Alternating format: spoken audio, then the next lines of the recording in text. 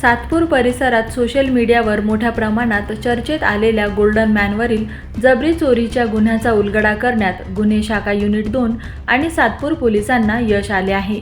या प्रकरणातील एका सराईत आरोपीला अटक करून त्याच्याकडून तब्बल 14 लाख रुपये किमतीची सोन्याची लगड हस्तगत करण्यात आली आहे।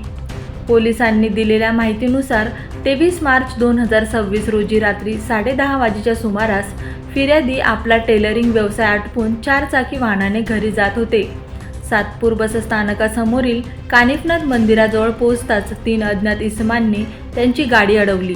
आरोपींनी जबरदस्तीने वाहनात प्रवेश करून धारदार चाकूचा धाक दाखवत फिर्यादीला जीवे मारण्याची धमकी दिली आणि त्यांच्या गळ्यातील 2 सोन्याच्या चैन हिसकावून मोटरसायकलवरून पसार झाले।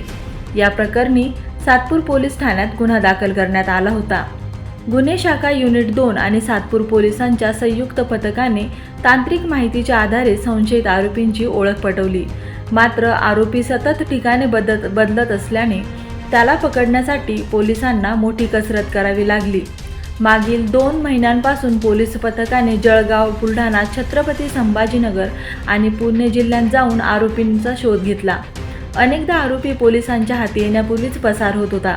अखेर 28 मे 2026 रोजी गुन्हे शाखा युनिट 2 चे पोलीस हवालदार नंदकुमार नांदुर्डीकर आणि पोलीस अंमलदार महेश खांडवाहले यांना मिळालेल्या गुप्त माहितीच्या आधारे संभाजी विलास कवळे याला ताब्यात घेण्यात आले। त्यानंतर सातपूर पोलीस ठाण्याचे तपास अधिकारी पोलीस उपनिरीक्षक आजीनाथ बटुळे त्यांनी त्याला अटक करून न्यायालयात हजर केले।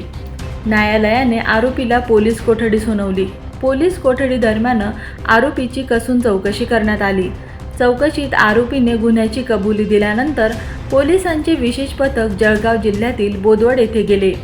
तेथे आरोपीच्या माहितीच्या आधारे चोरीतील 14 लाख रुपये किमतीची सोन्याची लगड जप्त करण्यात आली।